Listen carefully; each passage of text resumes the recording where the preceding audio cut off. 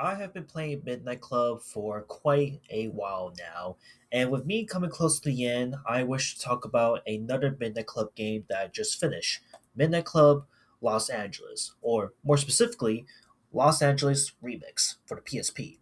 Yes, gonna finally be talking about this one and share with you all how I feel about this game. So, obviously, this is not the final Midnight Club game to put that out there right there and there, but this game right here is obviously a counterpart to Midnight Club Los Angeles, the same game of the same name.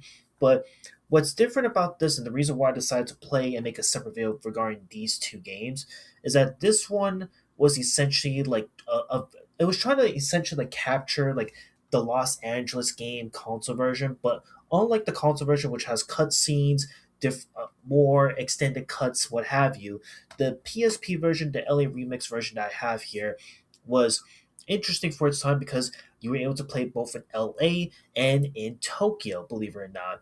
So that was the way to like compensate for like the PSP's flaws for its time. And again, even as proof, I did finish Midnight Club Los Angeles Remix. So if you look real close, I don't know if you can see that, but again, point being is that I did finish this game fully with no issues whatsoever. Or at least I want to say that, but man, this game was a chore. I'm just gonna spoil this right here, right now. I think that this is probably my least favorite Midnight Club game as of right now. It's not even close. Like again, I can excuse the fact with other past games like the first Midnight Club, which for its jankiness at its time, and maybe like some flaws with Midnight Club 3 with like the big complaint being like the SUVs and the trucks catalog was really bad. But holy moly, LA Remix, this game has a plethora of problems that I need to dive into because it is so bad. Starting off with like the pretty obvious one, the maps. So because this game splits like two versions, you have to 100% complete the LA map and the Tokyo map respectively.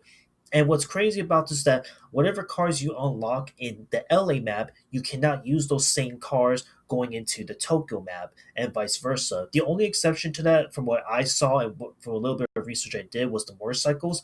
But I feel like that's a fucking lie. The motorcycles in this you can't transfer between LA and Tokyo. At least from when I was trying to like play through it and play around with it and whatnot, right? But in this game itself, like the maps are just one-to-one straight copies of Midnight Club 2. I'm not even joking. Like we're getting the same LA map from Midnight Club 2, one of the greatest racing games ever, into LA Remix, and there's like no originality, no nothing there.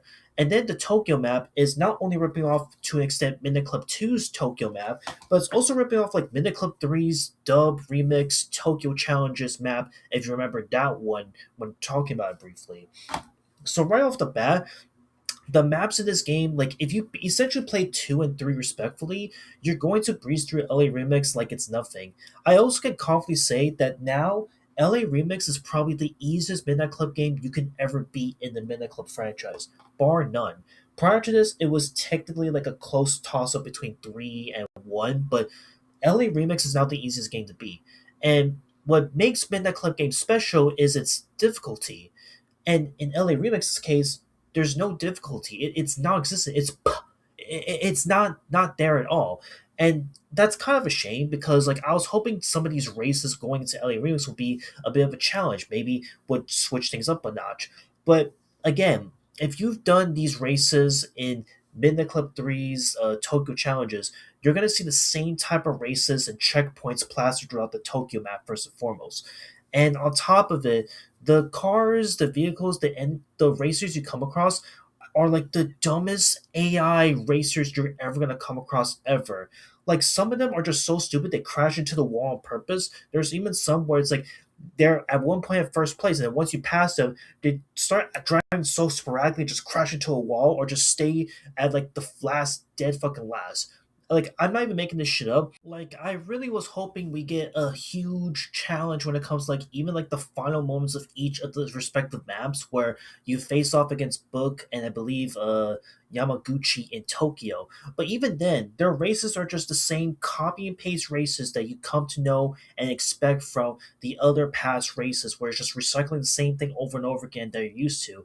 And then when it comes to like how you go through races, you know it's the same formula. You either like flash your high beams to let them know they're about to race. You go into a tournament. There's also some time trials. There's also one where you have to like deliver some cars, even like do some payback missions in the mix. And I gotta say, let's go into that as well now. The races, the different types of missions that are out there.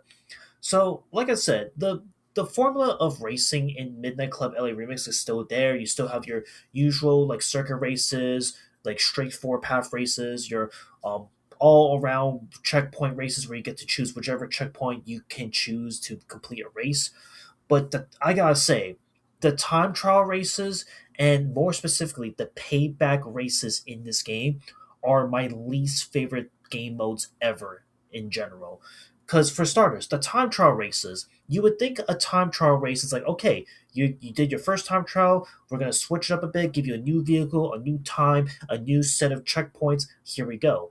But in LA Remix's case, for both maps that you go into, they use the same car, same checkpoints, same everything, and nothing switches outside of the fact that okay, you have 2 minutes 30 seconds left to beat this time trial race, and then the next race when it's like a part two is like okay, you now have 2 minutes and 20 seconds to beat this race, and then 2 minutes and 10 seconds to beat this race, and it's like come on, man. Like I beat the same thing over and over again. Can we switch it up? Maybe put some checkpoints in some hard to reach places or some places that maybe I haven't discovered yet throughout the said map itself.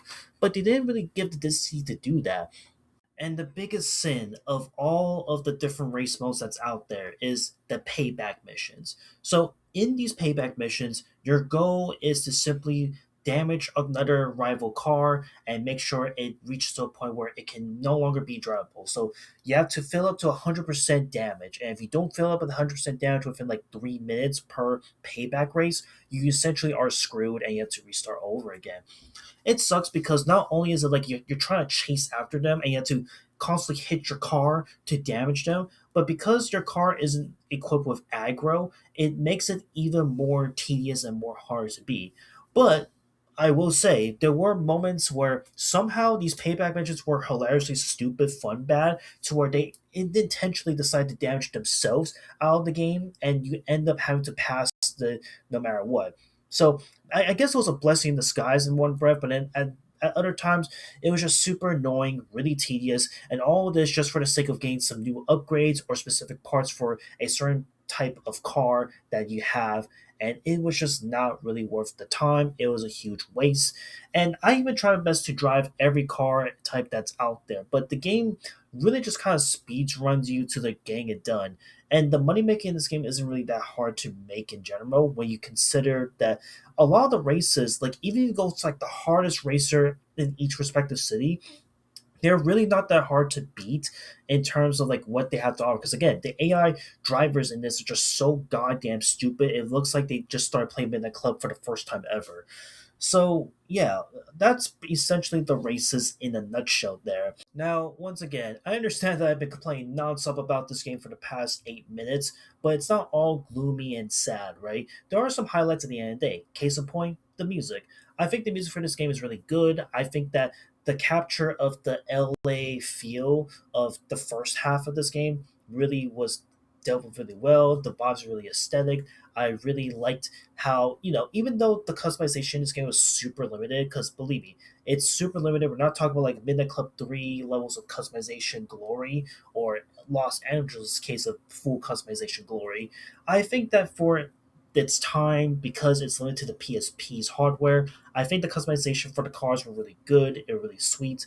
Again, going back to the music topic though, I do wish that there was a soundtrack dedicated solely for the Tokyo map itself because it would have stood out as a sore thumb, as something that's really different, unlike the others. Kind of similar to, in its own respect, with Midnight Club 2, where there were racers in LA, Paris, and Tokyo that had their own music that kind of encapsulates like the racers and the type of racers you come across in that said game.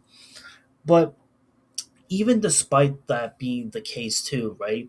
The story of this game is kind of sort of unfortunately non-existent. Where I guess in the case of Ellie Remix, you're essentially playing a character who his goal is to basically be the best, and win every racer out there to the point that he's part of the Midnight Club gang. Woo! And that's essentially the motivations of said game, right? And the vehicles. Like I said, the vehicles in this game are also pretty good if it wasn't for the fact that there were some moments that really kind of catch you super off guard. More specifically, the freaking reformatting of the evil Lancer 8 car, which was so iconic not only in the Too Fast Too Furious franchise, but also, if you recall my Midnight Club 3 video, that's a car that I used so much throughout the game and I enjoyed the hell out of.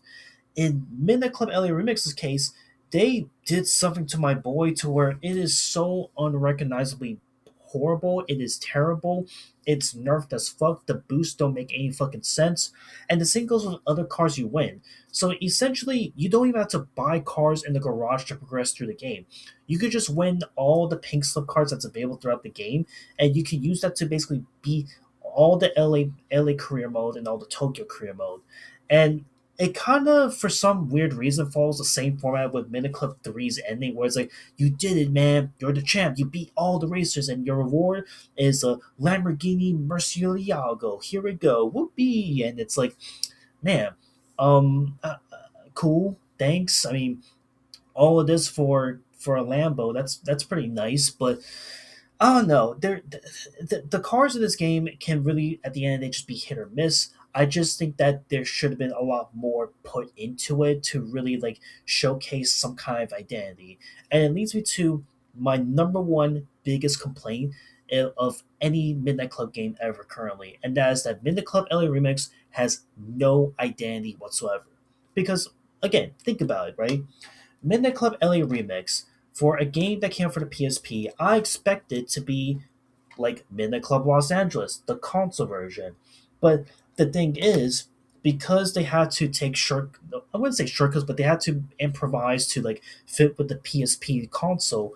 They, instead of taking some parts of the Los Angeles map and just staying in Los Angeles, they instead decided to just take maps from previous good games, mind you, and decide to make it their own. And on top of it, like, I don't know, there really just isn't like anything to grip you to want to replay LA Remix.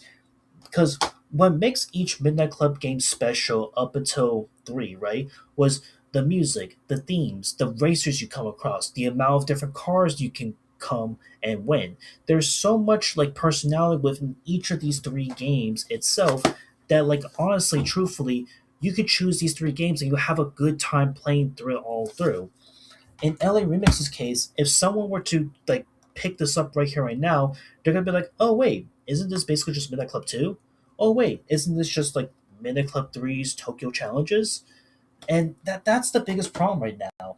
Like, this game isn't like the worst racing game by all means too, right? Like, it's actually a pretty good, decent game. But when you look at the bigger scale of the other Midnight Club games that's out there, again, you kind of have to ask yourself, like, do you really want to play LA Remix over 2, over 3, over God forsaken? So, the first Midnight Club game? Like, come on, man.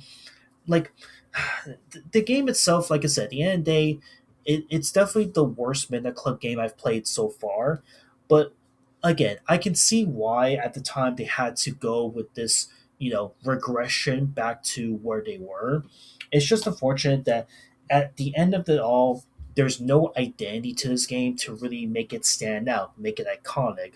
But I'm at least happy and appreciative that once I eventually play the actual console version of this game soon, that we get to see in its full glory, like what Midnight Club Los Angeles is fully capable of. And I think that's really about it. Midnight Club Los Angeles Remix, it's a okay casual game. Like, it's cute, it's novel, but at the end of the day, I would not play this game ever again if games like 2 and 3 exist. And if both of these games never existed for whatever fucking reason, then at that point, okay, why not? LA Remix, here we fucking go. But yeah, LA Remix, it's okay, but I do not like this game whatsoever. And yeah, that's it. I'll see you on the next one. Later.